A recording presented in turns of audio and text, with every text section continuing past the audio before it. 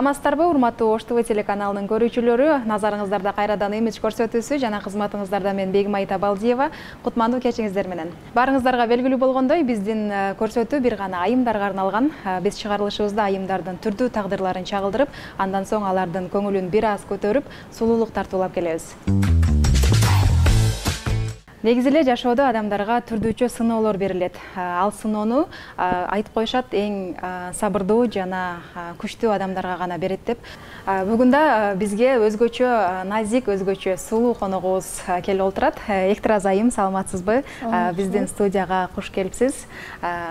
Кантиңиз, узак жолдо кыйналбай келип алдыңызбы? Жок, шүгүр келип алдым. Негизи сиздердин көрсөтүүңүздөрдү аябай көңүлү бөлүп, мындай жакшы көрөмүн, сиздер чалганда эле сүйүнүп келип калдым. Биздин чыгарылыштарды көрөсүз? Албетте көрүп калтырбай. Анда сиз көрүүчүлөргө өзүңүздү кеңири тааныштырып өтсөңүз каарман катары. Мен Чоркул кызы Эктираз, 91-жылкы болом. Өзгө районунун Саргер айлык өкмөтүнө караштуу Кайрат айылында төрөлгөм. Үй бүлөдө биз 4 бир тууганбыз. 3 уул, 1 кыз. Мен үй бүлөдө жалгыз кызмын. Бир туугандарым боюнча жөнүндө айта кетсем, менде кийинки бир тууганым үй бүлөсү менен Москвада эмгектенип ушакта жашашат. Андан кийинки инем Японияда билим алып, ушакта билимин өнүктүрүп, ошол жакта. Эң кичине инем азыр учурда Ош шаарында окуп атат. Шүгүр, ата-энем бар, азыр мен айылда ата-энем менен чогуу жашайбыз. Урматтуу телекөрүүчүлөр, мен жөн жерден өзгөчө деп айтпадым. Сиздин өзгөчө талантыңыз бар экендигинен биздин кабарыбыз бар. Айтсаңыз, ошол жаатка кантип аралашып калдыңыз эле? Ким түрткү болгон сизге? Жашоодо ар бир адам бир кесиптин ээси болуп жашаш керек.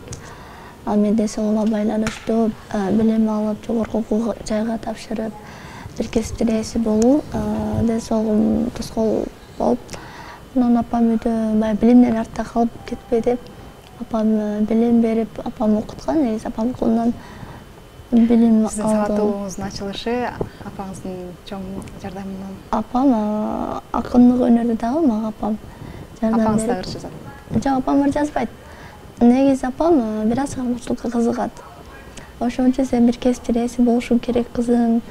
Жок дегенде ушул чыгармачылык жаатында бир кесиптин ээси болуп, ушул менен алаксып жаша деп апам чыгармачылыкка жол ачып, апам ыр жазганда апам үйрөткөн. Азыр буга чейинки жараткан ийгиликтериңиз жөнүндө дагы айтсаңыз.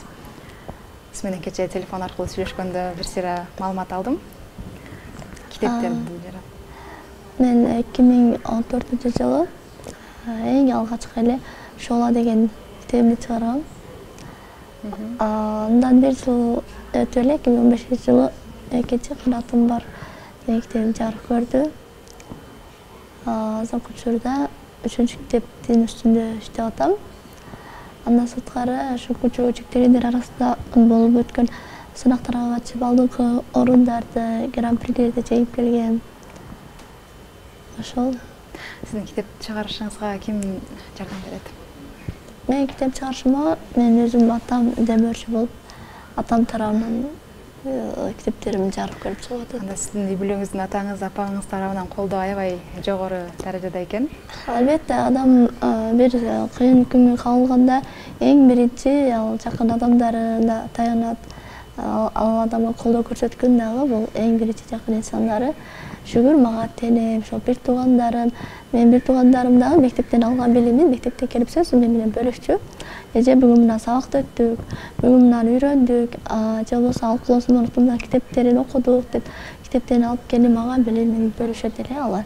Ошон үчүн мага ошо ата-эне, бир туугандарымдын жардамы менен мен сиз айткандай турмуштун оор сыноосуна сынбай келатам десем болот. Анда сизден бир жагымдуу чыгарма алгалы. Илдет чалып жыгылсаң, күйбөгөн дос бар. Кошо жүрүп жаныңда сүйбөгөн дос бар. Ар бир айткан сөзүңдү макулдап колдоп, аңдып анан артыңдан сүйлөгөн дос бар. Жан дүйнөсү булганып, кирдеген дос бар. Кыяматта жардамы тийбеген дос бар.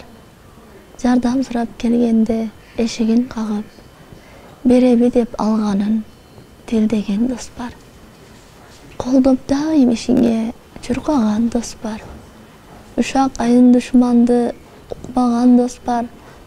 Уматыңа кубанып, эмгегин баглап, кыйын күндө жүзүн терс бурбаган дос бар. Мен бармын деп жолумду коштогон дос бар. Бир карасаң бакытка окшогон дос бар. Жаза басып жыгылсаң, ичкилик торуп, акыл айтып душманга кошпогон дос бар. Пайдасына сатып бир кетпеген дос бар. Көмөгүңдү унутпай эстеген дос бар. Кыяматка бөлүшчү амалын камдап, намысыңды талашып бербеген дос бар. Жокчулукта катардан четтеген дос бар. Көңүл сырын олтуруп чечпеген дос бар.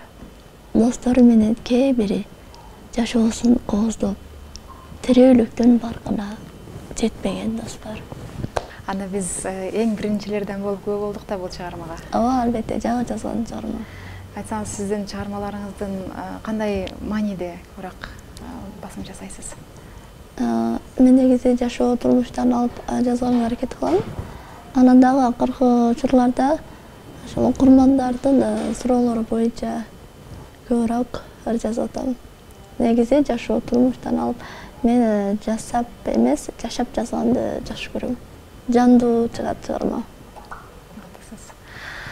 Анан бардык эле адамдарда мындай максатсыз жашаган жашоо жок деп коет да. Сиздин алдыга койгон кандай максаттарыңыз, кыялдарыңыз бар? Менин кыялдарымдын эң биринчи орунга койгонум жана аракет кылганым бул поэзия дүйнөсүндө мен чыгармачылыкка аябай кызыгам. Ошол чыгармачылык дүйнөсүндө аз да болсо өз ордумду таап, өз окурмандарымды таап, китептеримди чыгарсам деген максаттарым бар. Максаттарыңыздын баары орундалсын. Анда азыр сизди көрүп турам, аябай жашнакай, аябай сулуу айым экенсиз. Сулуулугуңузга кантип кам көрөсүз? Сулуулугума мен кам деле көрбөйм, болгону баягы убагында үйдө же көчөгө чыгып атып, кадимкидей эле макияж жасап эле чыгам, бирок атайын бир каражаттар менен кам көрбөйм өзүмө. Профессионалдуу макияж жасап аткансызбы? Салонго көп кирем го, бирок анчалык эмес. Анда биздин көрсөтүүнүн шартын билесиз. Биз айымдар менен чогуу ар дайым салонго барабыз. Анда убакытты кетирбестен сиз менен чогуу сулуулук салонуна жол тарталы анда.